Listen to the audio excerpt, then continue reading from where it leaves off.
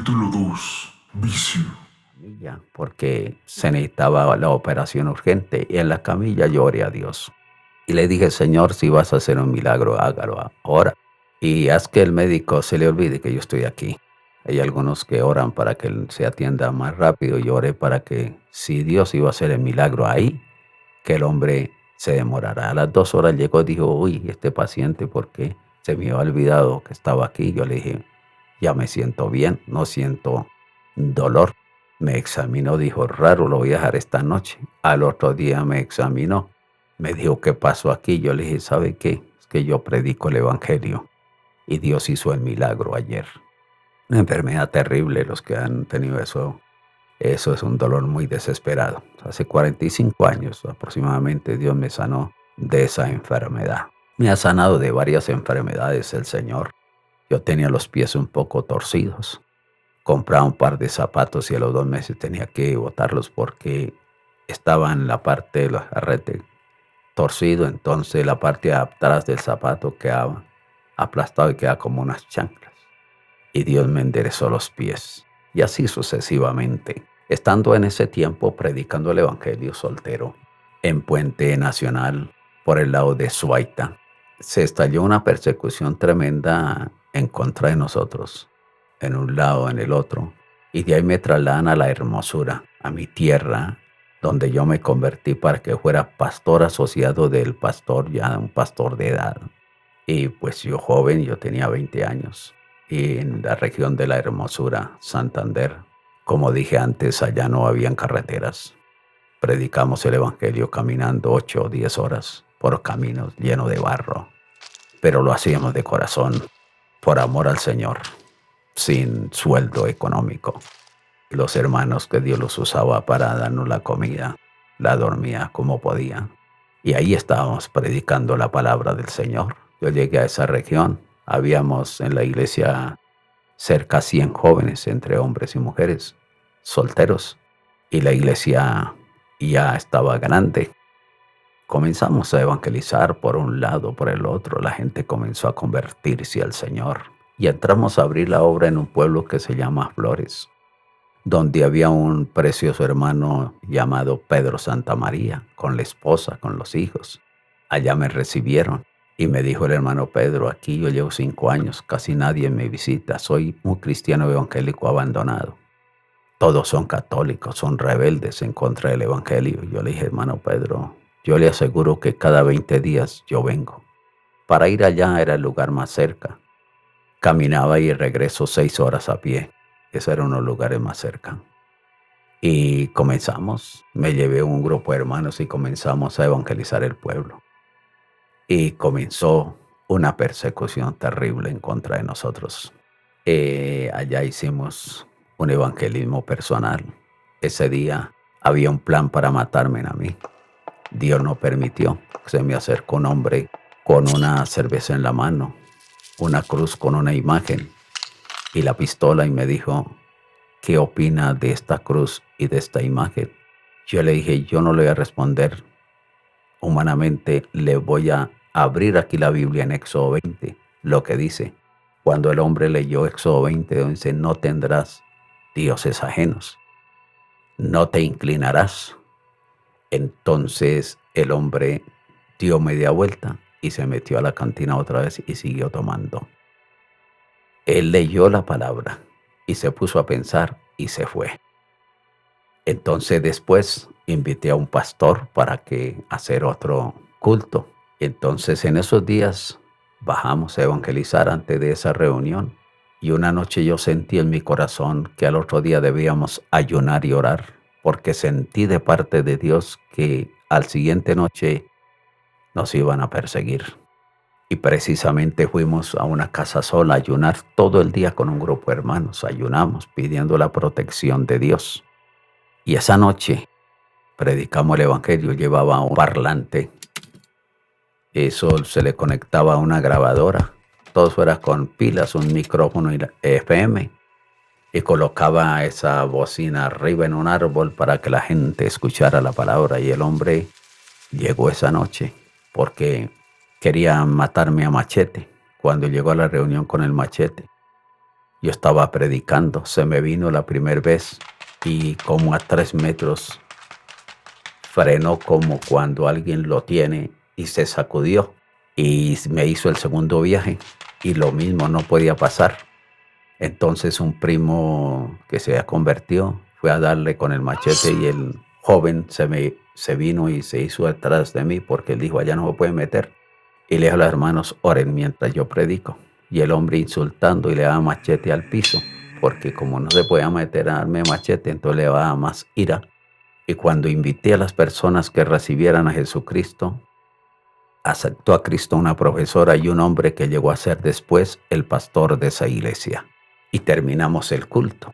El hombre no se fue. El hombre se movía con el machete en la mano y yo no lo perdía de vista orando a Dios. Sirvieron tinto y le dije, sírvale tinto al hombre. Le sirvieron tinto al hombre. El hombre se sentó, colocó el machete en el piso y se puso a pensar. Se toma el tinto, terminó de tomarse el tinto y se me acercó sin el machete. Él pensó, si yo me le acerco con el machete me pasa lo mismo que ahorita. Y me dijo, perdóneme, a mí me pagaron fulano y fulano dinero para que lo matara a usted esta noche. Pero cuando le hice los 3 intentos, 2 manos me tuvieron y me frenaron. Yo le dije, esas eran las manos de Dios. Me pidió perdón y le pidió perdón a los hermanos y se fue. Ese fue el testimonio del mismo hombre que testificó lo que sintió esa noche del poder de Dios en su propia vida. Estas personas que enviaron a este hombre eran del pueblo, eran gente del pueblo, era un pueblo pequeño y líderes de grupo de oración católico defendiendo la iglesia católica con violencia. Este hombre yo no lo volví a ver después, entonces volvimos al mes. Ya invité más hermanos. A un pastor llamado Arnulfo Quiroga iba mi hermana. Llevaban instrumentos para guitarras acústicas, un acordeón, para cantar y hacer el culto dentro del pueblo. Pero un momento que yo sentí en la casa del hermano, porque la casa del hermano que nos hospedaba era cerca, no era en el pueblo. Tuve un sentir de no ir, no hacer el culto allá. Sentí algo negativo, entonces el hermano, el dueño de la casa me dijo, vamos, o es que tiene miedo. Yo le dije, no, yo no tengo miedo, camine. Y él toma una mesa pequeña en madera, una grabadora, y yo tomo el altoparlante ese que llevábamos y nos fuimos. Me le acercó al papá de un joven que se convirtió a Cristo y me dijo el hombre, esto está muy feo. Mi hijo estos días se puso a cantar coros aquí, me apedraron la casa y yo tengo una carabina de 18 tiros, me dijo, y un machete bien afilado. Y abrí la puerta y dijo, si quiere venga y golpeen a mi hijo. Y me hice a un lado con la carabina listo para dispararle al que entrara. Y no entraron, dijo el hombre, dijo esta frase, claro que Dios es poderoso, pero esto está feo. Y entonces yo dije, bueno, vamos a hacer el culto, aquí toca hacerlo. Y me fui. Cuando yo iba, el hermano que nos hospedó llevaba la mesa y la puso en el centro de la plaza. Cuando el hombre coloca la mesa que servía de púlpito, vino un hombre y le dio un golpe con la machete en la espalda. Yo dije, si fue un machetazo, le partió la espalda. Yo miraba la espalda al hermano y no echaba sangre. Le dio un planazo que le quedó quemado, marcado el planazo en la espalda a él. Y entonces le dijo a un hijo, venga y vamos a matar a estos evangélicos a machete. Y el hijo vino y entonces le coloca a la mesa. Y al fin el hombre, como fue un hombre que fue al cuartel, tenía sus habilidades de defensa. Y ya cuando la mesa quedó sin patas, arrancó a correr. Y esa noche sí escuché una voz que me dijo, huya. Porque casi en ninguna situación que me ha pasado, nunca he huido. Ni he estado ahí porque Dios me ha respondido y me ha protegido. Esa noche sí dijo, huya. Y entonces ya llegaron otros para atacarnos. Y me acuerdo que el que iba a predicar esa noche se fue y como era un pueblo donde no había energía ni nada y estaba lloviendo, se fue encima de hueco lleno de agua y barro. Y llegan los que nos estaban persiguiendo. Y cuando levantó el machete para partir el predicador, yo grité. Yo lo grité, yo no sé qué entendió. Y saltó por encima del hombre. Y nosotros nos metimos con el que recibió el planazo en la espalda a una casa de madera donde un hombre que estaba recién convertido. Y ahí llegaron. Y nosotros entramos a la cocina. Y tuvimos y hágale fuerza a esa puerta de la cocina para no dejarlos entrar. Pero eran más y nos ganaron. Y al hermano que recibió el planazo le pegaron un machetazo. Él tenía un reloj grande, y le cayó encima del reloj el machetazo y le libró la mano. Y en la casa estaba el dueño de la casa y tomó un machete y fue en defensa de nosotros, porque estaba recién convertido. Y los que llegaron a atacarnos sintieron miedo y se retrocedieron y se fueron. En esas nosotros salimos. Yo llevaba una chaqueta color rojo y negro que en la noche no se ve dónde está uno. Pero ya una camiseta que tenía rayas, me acuerdo, blanca y café, y un pantalón negro. Entonces salimos y se formó ya un alboroto muy terrible. Unos gritaban que a lo que el hermano les iba a dar machete, entonces, y que evangélicos que si eran guapos, que entonces que fueran allá, pararse en machete y matarse en a machete. Y esa noche, en medio del tumulto, un hombre que nos está atacando, otros fueron a favor de nosotros, uno recibió una pedra en la cara, le dio el machetazo fuerte en la cara, la pedra casi lo mata. Cuando llega el papá del que le dio el planazo al hermano, era el hijo el que recibió la pedra, y el hijo ya estaba como sin sentido y pensó que era uno de nosotros y le manda el machetazo al papá y le baja todo el muslo de un brazo y queda colgando el pedazo de carne. Duró eso 3 horas la pelea. Ya unos a favor de nosotros. Esa noche Dios nos indicó que corriéramos a un cafetal. Estábamos en la casa cuando entraron otra vez y yo me boté por una ventana. Un hermano y otro también lo iba a hacer. Cuando le dio el machetazo, iba para el cuello el machetazo. Una tabla que había ahí detuvo la macheta y llegó sin fuerza y le rayó el cuello. Solo se lo rayó, porque si hubiera sido de frente le quita la cabeza. Esos machetes allá los afilan muy bien. Y a mí me hicieron después otro viaje y yo se me olvidó que para entrar al cafetal había unas cuerdas de alambre y quedé colgando de las cuerdas de alambre y le pegué el restregón y seguí corriendo.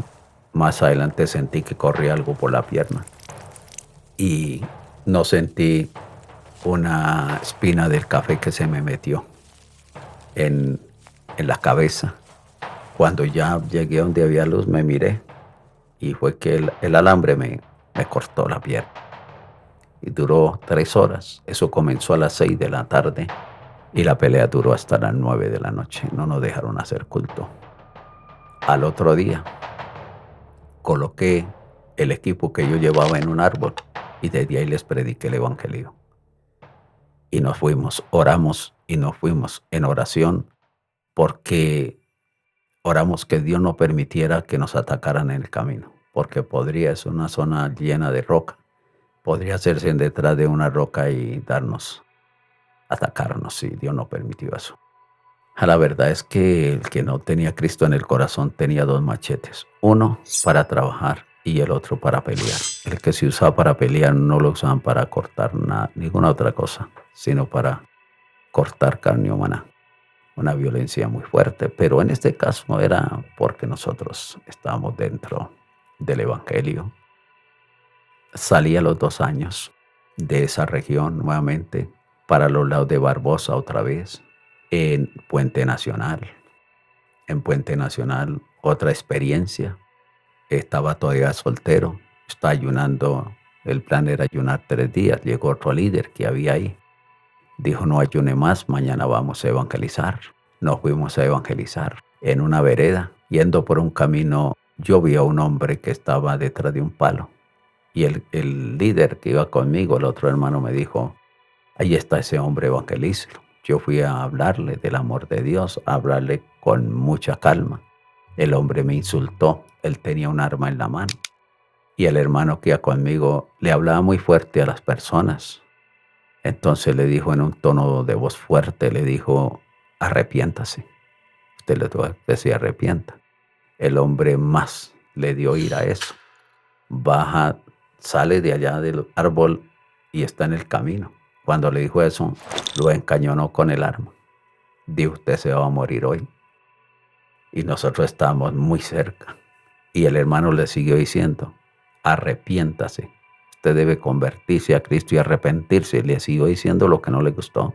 Cuando yo le dije, mire, si Dios permite que dispare esa arma, la dispara y si no pierde tiempo. Me miró con cólera, con odio, pero no se la quitó al otro. Y seguí orando mentalmente. El hombre se dio media vuelta con el arma estirada y se fue. Y nosotros quedamos ahí de pie. Nos fuimos a evangelizar un hogar. Ese día las personas aceptaron a Cristo llorando. Cristo les tocó el corazón. Y les contamos a quien nos habíamos encontrado. Dijo, ese hombre está esperando a alguien por ahí para matarlo, porque ese hombre es así, así. Yo le dije, el hombre se fue, no pudo hacer nada.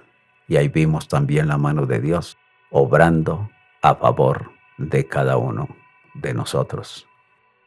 En Suaita nuevamente, de Suaita me trasladaron a Barbosa porque no me dejaban mucho tiempo, era por ahí un año en un sitio otro, y así. Estando en Barbosa, pues ya llevaba de antemano un noviazgo con mi esposa, porque mi esposa es de la misma región de La Hermosura. Y llegó el momento en que nos íbamos a casar, nos casamos, creyendo que Dios nos ayudaba, nos daba lo necesario. Hice contacto con un hombre, un odontólogo en Puente Nacional. Me lo hice de amigo y le dije, hombre, yo necesito que usted me ayude, me dé una orientación más amplia a lo que es la mecánica dental.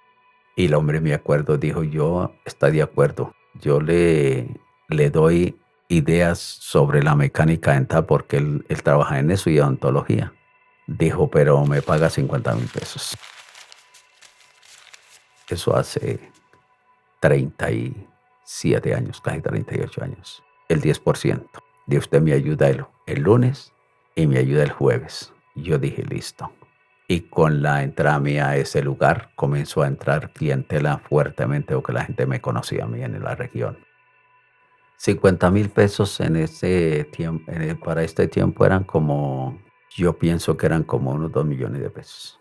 Pero para mí era mucha plata porque nosotros nos casamos y no teníamos dinero. Nos casamos y no teníamos para nevera, ni licuadora, ni donde colocar la ropa, ni comedor, ni nada. El supervisor no le decía a uno, mire, le voy a ayudar a esto. Hoy en día un pastor entra, se le pone un sueldo, hasta se le ayuda a buscar la casa donde vive y todavía las iglesias no crecen. En ese tiempo entonces el hombre me dijo, hagamos eso. Yo le dije, listo, porque a mí me da el 10%. Hay veces, había el lunes que el hombre hacía 18,000 pesos. Entonces 18,000 pesos era un dineral. A mí me daba 1,800 pesos. Y con esos 1,800 pesos mi esposa iba y hacía algo de mercado. Los lunes, el resto era ayunar, orar, evangelizar y que la obra creciera. Entonces rendíamos informes. Y así, en tiempo de soltero, 8 años voluntariamente, y comenzamos una nueva etapa casado, ya con una responsabilidad más grande. Gracias a Dios, pues mi padre, yo aprendí mucho de mi padre, como dije al principio, con año y medio de estudio, pero él tuvo varios negocios. Entonces yo dije, esta es la forma, aprender buenas ideas intermedio y defenderse uno. Entonces ya casado, ya tendría que asumir una responsabilidad más grande. Ya casado habían ofrendas voluntarias, pero mínimas, pero no alcanzaba, ¿no? El sostenimiento. Me acuerdo de que no teníamos para dónde vivir, no teníamos plata para pagar un apartamento cuando nos casamos. Entonces, el pastor Manuel, el que me animó al principio que me fuera a Puente Nacional, ya yo iba a vivir en Puente. Tenemos que pagar 2 arriendos donde hacíamos culto y donde íbamos a vivir. Entonces el pastor me dijo, yo viví en una casa, me fui, sacamos una habitación y era un inquilinato donde habían cinco familias viviendo, cada uno en una pieza. En el lavadero lavaban las 5 mujeres en un solo lavadero. Era una cocina, pues cuando llovía se llenaba de agua. Y eran 4 equipos de sonido día y noche que están encima de nosotros. Y ahí aguante, aguante porque no había más dinero. Y le oré a Dios que nos diera algo mejor. Y un día Dios nos proveyó algo. Era una pieza, era una cocinita, donde era una tabla donde se colocaba un estufa y 2 puestos. Enseguida era el baño, el lavadero.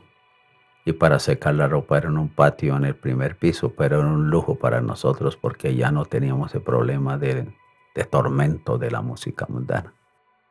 Y estábamos ahí cuando mi esposa quedó embarazada de Lady. Orando a Dios, no teníamos sino un cilindro para el gas. Y el gas pasaba por ahí cada 6 días. Cuando se terminaba el gas, pues nosotros los dos, pues bien, pero cuando ya llegó la hija, ya fue muy diferente. Comenzamos a orar que Dios interviniera, usara a alguien que nos proveyera. Entonces usó a una hermana por allá por el lado de Landazuri de Santander, que era de Puente Nacional, y me dijo que fuera hasta allá, me mandó razón, que tenía algo para nosotros. Pero antes de eso, cuando yo estaba soltero, un muchacho, porque yo no vendí la herramienta de la parte dental y entonces cargaba por ahí unas pinzas y un muchacho jovencito, un adolescente, me dijo que hiciera un favor y le sacara 2 raíces que tenía y se las saqué y creo que no le cobré al hombre, no, al muchacho. Y ya casado nos fuimos para ese pueblo porque la hermana nos dijo que fuéramos, pero no conocíamos. Y había un grupo alzado en armas en ese lugar. No había cristianos en el pueblo. Cuando nos bajamos de la buseta con el pastor, se nos acercó 2 hombres armados, porque estaban ahí cerca el grupo y nos mandó a esos 2 hombres que nos investigara y si no nos conocían, pues que nos detuvieran para darnos de baja. Y cuando me saludó uno y me mencionó el nombre, dijo, ¿qué más fulano? Un joven, bien joven. Yo le dije, bien hombre. Dijo, ¿qué hace por acá? Yo le dije, por acá voy donde una hermana que se llama Carmen Rosa. Dijo, hombre, pero qué gusto de usted estar aquí. Yo le dije, sí, pero yo no me acordaba que ya estaba grande y ya ha cambiado. Dijo, hombre, dijo, ¿se acuerda cuando me sacó los dientes? Qué tan agradecido con usted. Ya ese hombre estaba en un grupo armado. Entonces dijo, váyase porque de aquí a donde esta señora, donde usted van a ir, gastan más de 1 hora. Llegamos a las 7 de la noche allá donde la hermana. La hermana me acuerdo que nos dio una novilla. Esa novilla valió 30,000 pesos.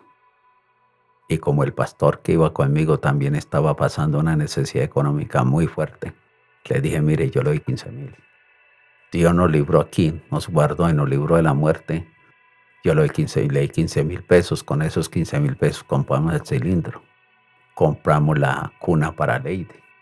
Y bueno, compramos otras cositas, pero no nada de nevera, nada de licuadora, lavadora no existía, ni pañales como hoy en día, era tela.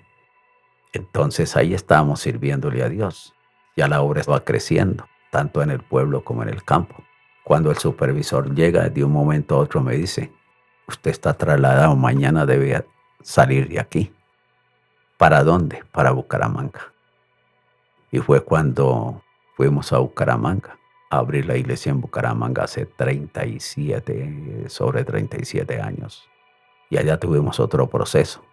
Allá no podíamos comprar cosas porque ya era una tierra ya calientica.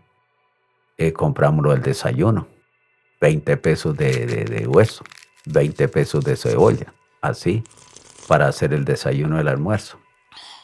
Y me encontré con algunos hermanos y me dijeron de Bogotá, busqué a un hombre que tiene una empresa que se llama Condimentos El Chino en Bogotá, pero no tenían dirección.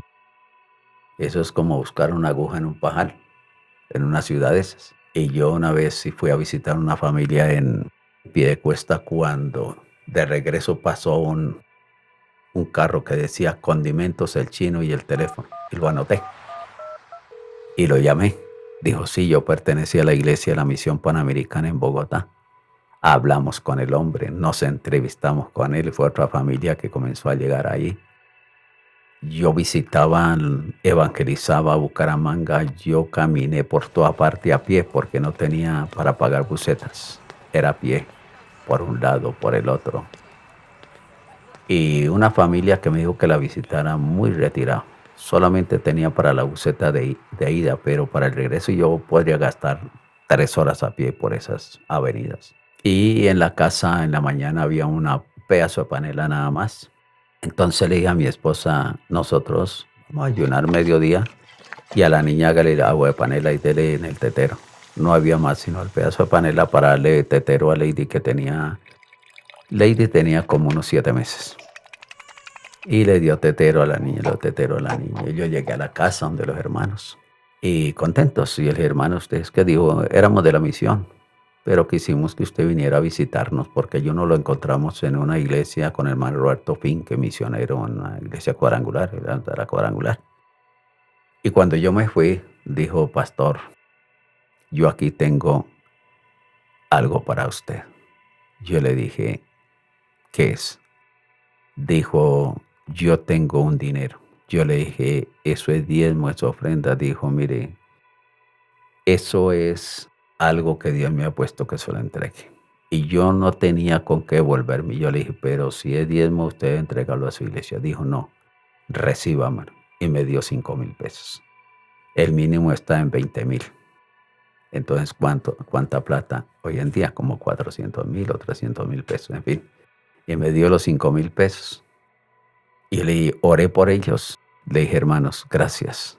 Tomé un taxi. Rápido, llegué a la casa, sacamos el diezmo. Le dije a mi esposa, vaya, haga mercado y haga el almuerzo, porque la niña tenía hambre solo con agua panela. Y Dios usó esa familia para darme 5,000 pesos y poder comprar mercado. Esa fue la vida en Bucaramanga. Al fin podemos comprar licuadora. Duramos un año. Me enfermé. Entonces nos trasladaron a Barbosa. En Barbosa, Santander. Duramos 6 meses nomás porque iniciamos el programa radial o le dimos continuidad al programa radial en Vélez Santander y fuimos trasladados a Vélez Santander. Este programa radial en Vélez, la emisora Onda del Carare, siguió con el mismo nombre, Luz y Vida. Y Dios me permitió entonces retomar nuevamente el programa que hacía años los pastores lo habían transmitido, pero había sido suspendido. Deseo profundo siempre había sido de transmitir la palabra por la radio, pero nunca había estado en una sala de locución, nunca había estado al frente de alguien que me diera una orientación, el qué hacer y cómo. Pero había un profundo deseo y era que enviaban de Bogotá, en ese tiempo era cassette, grabado el predicador. Entonces yo dije, aquí en esta región, en este departamento, no hay un predicador que transmita ese programa. Y tuve un sentir profundo de ir a la emisora y transmitir sin nunca haber estado en una emisora predicando el Evangelio. Lo que escuchaba a los predicadores, cómo saludaban y todo. Yo tomé, escribí el saludo tal conforme los locutores de la radio lo hacían. Y ese viernes era cuando fue por primera vez un programa de saludos, cuando pues saludaba uno a todos los oyentes, personas que estaban cumpliendo años, los saludaba. Y entonces yo preparé como yo pude y como había escuchado los otros y me fui de Barbosa a Vélez, como unos 40 minutos o más de viaje. Fue una lucha muy grande en mi corazón. Pensamiento me decía, devuélvase porque va a quedar mal. Pero yo dije, voy en el nombre del Señor. Cuando llegó a la emisora, entré por la gerencia de la emisora en una oficina, había una mujer. La saludé, me dijo, ¿usted quién es? Yo soy el pastor Julano de tal. ¿A qué viene a pasar el programa Luz y Vida? Dijo, ¿usted se siente capaz de hacerlo? Yo le dije, sí, señora, pero mi corazón latía muy fuerte. Pasé a la otra oficina donde la secretaria me dijo, ¿usted se siente capaz de pasar el programa? Me hizo la misma pregunta. Yo le dije, sí, señora, por eso estoy aquí. Cuando pasé a la siguiente oficina donde estaba el control, me dijo, ¿cómo está? Un hombre muy amable. Había trabajado en control también del programa Los Viví hace años. Me dijo, qué bueno que esté aquí. Me preguntó por varios pastores. Dijo, dígame la verdad, ¿usted ha transmitido programas radio? Le dije, no, es la primera vez. Dijo, tranquilo, yo lo ayudo, yo lo oriento. Me dijo qué debía decir, cómo hacerlo, en el micrófono, en las canciones, en qué momento debía transmitirla. Y fue cuando se lanzó el primer programa por un pastor de la misma región. Y Dios me bendijo grandemente al transmitir la palabra de Dios por la emisora Onda del Carare. Muchas personas escucharon el mensaje de salvación, sanidad, liberación. Escuchamos muchos testimonios. Al principio no fue fácil porque no había hecho nada de radio, no me había preparado. Después tuve el privilegio de hacer un intensivo sobre radio. Entonces ahí pude desempeñarme mejor en cuanto a la radio. Y a uno se goza grandemente al saber de que muchas personas recibieron a Jesucristo. En ese tiempo enviaban las cartas dando testimonio de lo que Dios estaba haciendo a través del programa Luz y Vida. Y también dentro de la congregación ahí en Vélez, Santander. Estuvimos 6 años frente a programa y en la iglesia. En esos 6 años pasaron varias cosas. Allí, a nivel familiar, llegó nuestro segundo hijo, Jonathan Fernando, y ya teníamos entonces la pareja. Estábamos muy contentos con nuestros hijos, orando a Dios que Dios nos bendijera en todo sentido. Dios me permitió establecer el laboratorio dental y con el trabajo de los sábados, que era el día de mercado, Dios los bendecía para sostener a mi familia, que éramos 4. El programa radial, en ese tiempo yo transmitía 25 minutos, pagaba 15 y al llegar así delante de Dios y de la gerente de la emisora, entonces me dejaban 10 minutos más. Estaba muy contento también, el locutor, los controles, muy contento con el programa porque trajo bendición también ahí a los directivos de la emisora Onda del Carare. Tuve una experiencia ahí, en esa ciudad. Un día le dije a mi esposa si Dios me llevara, ¿qué haría de ahí en adelante? Ella comenzó a llorar porque mi hija Lady tenía 4 años y mi hijo Jonathan tenía 2, nada más. Y precisamente al mes tuve una experiencia con la muerte. Después que le dije a mi esposa, estaba en la madrugada entre dormido y despierto cuando comenzó a entrar un frío muy fuerte por los dedos de los pies. Iba subiendo ese frío, iba subiendo. Cuando escuché algo que me dijo que era la muerte. Entonces yo dije, yo estoy preparado para entrar al reino de los cielos. Pero en ese momento me acordé de mis hijos. Entonces yo le dije al Señor que no permitiera que me llevara porque mis hijos y mi esposa quedan muy pequeños. Y en ese momento, cuando ese frío ya iba más arriba de las piernas, me desperté completamente. Y la sorpresa que encontré es que tuve que hacer el ejercicio a las piernas y para que el calor volviera a las piernas. O sea, era en serio lo que yo estaba recibiendo.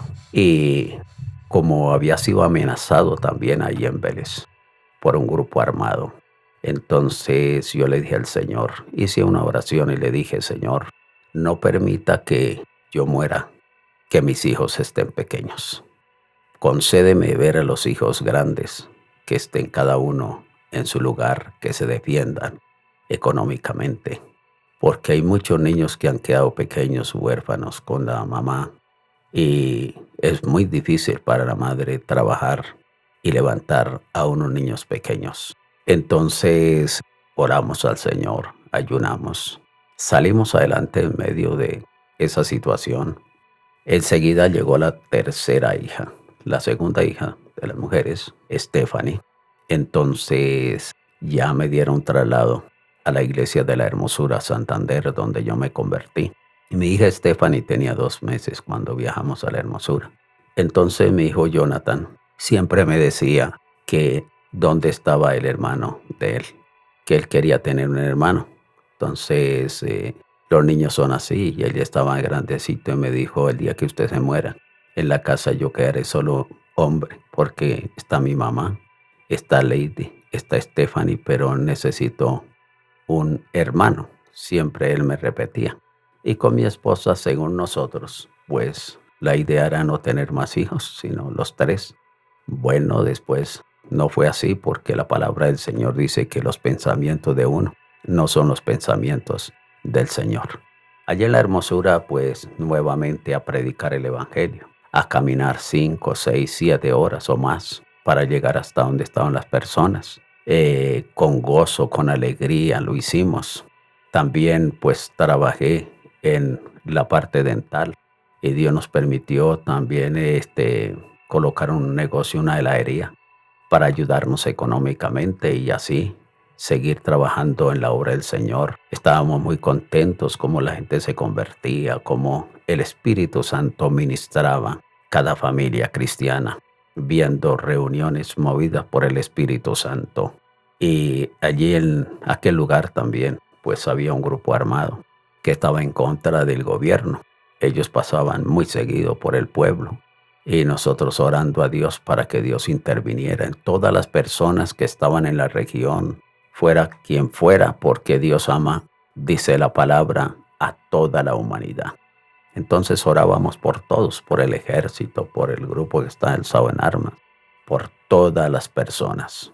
Y bueno, allí también tuvimos experiencias tremendas, porque ya estábamos para viajar a Puente Nacional. A los 2 años, el presidente de la misión, Pastor Carlos Moreno, nos dijo que si queríamos ir a Puente. Yo fui, hablé con él, sentí de parte de Dios de ir a Puente Nacional, una iglesia que llevaba 1 año sin pastor. La gente se había ido de la congregación. Fieles habían 10 personas nada más. Había una deuda porque habían comprado un teatro para que fuera el templo. Entonces íbamos a ese desafío, a que la iglesia creciera, a que el Señor nos diera dinero para pagar la deuda y también para sostenernos nosotros. Ya éramos 5. Entonces, pero con la ayuda del Señor, cuando Dios envía a la persona, Dios lo sostiene, Dios lo saca adelante. Y me acuerdo tanto que, y al final de ese año, ya comenzando el otro, era el traslado. La iglesia hicimos la vigilia el 24 de diciembre. El templo estaba lleno de personas cristianas, evangélicas, católicas. Y estábamos cantando coros antiguos. Yo siento paz y gozo. El gozo del Señor me fortalece. Y estamos cantando esos coros con gozo, con alegría. Cuando entró un hombre, me hizo una seña que saliera. Yo dejé a los líderes que siguieran el culto. Cuando yo llego a la puerta del templo, había un hombre a la izquierda, otro a la derecha, cada uno con una pistola, y me encañonaron. Pasaron segundos, un milésima de segundo, y a mi mente vino un mensaje que iban por mí, que hasta esa noche yo llegaba. Entonces yo me le salí de frente de los cañones, me hice a un lado y le dije, ¿qué necesitan? ¿Por qué están haciendo eso? Dios me dio una tranquilidad, una frescura. Me dijo, es que venimos a matar esta noche a uno aquí en el templo. Le dije, ¿a quién? Me señalaron al hombre que por primera vez esa noche iba al templo. Estaba agachado, orando. Dijo, es que él es un espía del ejército. Él viene a mirar quién está aquí, cómo estamos para enviar el ejército. Gracias a Dios al hombre lo había visto en 2 congregaciones, en una ocasión en 2 municipios. Y esa noche Dios me dio un valor para hablar a favor del hombre, para que no lo mataran. Y yo le dije, él no es espía, Es un hombre que por primera vez viene a la iglesia. Yo lo he visto, he hablado con él, sé dónde es. Ellos decían que sí, que era espía, ya estaba la orden para darle muerte. Entonces yo le dije, si usted lo matan, ese hombre muere inocentemente. Entonces me dijo, entonces para hablar con él, ¿cómo hacemos? Lo vamos a sacar y lo matamos en la puerta del templo. Eso hacen muchas veces para infundir terror a los demás que están ahí, para que nunca digan la verdad, si han visto o no han visto. Yo le dije, tampoco el hombre es inocente. Me dijeron entonces, para hablar con él, ¿cómo hacemos? Yo le dije, hagamos una cosa. Había un local ahí enseguida del templo que era de la misma iglesia. Yo le dije, yo lo saco ahí, pero permítame estar en esa reunión. También al que me llamó primero, que era un hombre ahí del pueblo, era hijo de unos adventistas descarriados y nos conocíamos desde pequeños. Entonces dijeron que sí, pero con una condición, que yo no podía hablar nada con nadie en el templo. Solamente lo tocara y a señas lo sacará. Me dijeron porque yo apunto a usted y el otro apunta al sentenciado a muerte. Cualquier movimiento en el templo sospechoso, ustedes caen muertos, tanto usted como el que está sentenciado. Yo le dije, listo, así hacemos el trato. Y yo sabía que cuando ya di la espalda a él me apuntaba por un hueco que tenía una ventana y el otro por el otro hueco. Le puse la mano en el hombro, le hice la seña que me siguiera. Pasé por el lado de mi esposa, por el lado de los que estaban cantando. No dije nada porque no podía hablar. Lo saqué por un zaguán, lo entré al local, abrí la puerta y lo colocaron a la pared. Todos estábamos muy juntos. Le colocaron una pistola, el cañón en la cabeza, el otro en el pecho. Y le dijeron, usted va a morir esta noche. El hombre dijo, ¿por qué? Dijo, usted es un espía del ejército, por eso se va a morir. Dijo, no, yo vine a culto por primera vez. Vine y fui a alabar el nombre del Señor. El hombre comenzó a temblar. Le dijo, presente la cédula, la presentó. Libreta militar de segunda. Dijo, es de segunda, pero hay que darle muerte. El hombre le había puesto un esparadrapo a la foto de la libreta y de la cédula. Entonces eso le causó cuidado y le dijo, ¿por qué tapa la foto? Su misma foto dijo, porque no hay que tener imágenes ni de uno mismo. Entonces yo le coloqué la mano encima al hombre que tenía el arma. En el hombro se la puse y le dije, mire, si usted asesina a este hombre esta noche, muere inocente y además le falla la cabeza. Se miraron, se lanzaron a mirar a los dos hombres. En la mirada un mensaje, le quitaron las armas, las guardaron y le dijeron, dele gracias al pastor, pero no vuelva por acá. Se va en la madrugada porque tenemos que llamar al comandante y decirle que ya lo matamos cuando usted sigue vivo.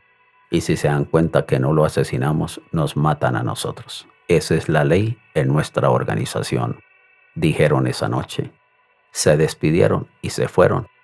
El hombre me agradeció mucho. Leí dormía y a las 3 de la mañana le dije, váyase y nunca más vuelva a este pueblo porque ya le dijeron eso. Ya terminó la reunión, también el culto. Más adelante terminó.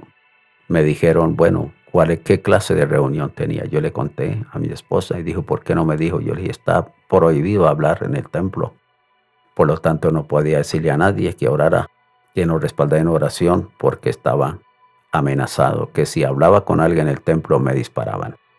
Entonces el hombre, pues, lo que hizo, como dije antes, fue tapar la foto con la esparadrapo porque el hombre sufría como una debilidad, en cierta manera, y no entendía bien las cosas, y eso lo llevó a hacer eso, a no entender bien, pero en cierta manera Dios permitió eso para que ellos entendieran que no estaba muy bien de cerebro, que estaba un poco más bien como loco, y por eso había hecho eso. Pero Dios permitió eso también para que no lo asesinaran. Por algo Dios permite las cosas. Después de este suceso, cuando Dios guardó a este hombre de la muerte, que Dios me usó para hablar a favor de él, ya a los 8 días nos trasladaron a Puente Nacional. Me acuerdo que llegamos a las 11 de la noche con el trasteo, con mis 2 hijas y mi hijo Jonathan, y nos recibió una preciosa hermana llamada la hermana Carmen Rosa Soto. Estaba ahí esperándonos para ayudarnos a bajar el trasteo. Ahí comenzó un nuevo proceso en nuestra vida familiar, ministerial. Estábamos orando mucho a Dios que nos proveyera la economía. Estábamos iniciando. La iglesia estaba muy pequeña. Como dije antes, había una deuda para pagar allá, que era en este teatro. Y ahí Dios comenzó a ayudarnos. Me dieron la licencia para establecer el laboratorio dental. Yo trabajaba los lunes. Ahí Dios nos ayudaba para lo del mercado. Pero como mis hijos debían entrar al colegio, me acuerdo que no tenía para los uniformes porque hasta ahora estaba comenzando a trabajar. Yo le dije al Señor un día, Señor, necesito 50,000 pesos. Le estoy hablando hace más de 30 años. Necesito 50,000 pesos. Usa a cualquier persona que me los traiga, no sé quién, porque hay que comprar los uniformes. Yo visitaba a una hermana cristiana. La visitábamos ahí en un barrio de Puente Nacional. Y la hermana tenía un hijo. No le gustaba que yo fuera allá. Él se encerraba. Le daba mucha ira porque no le gustaba el evangelio.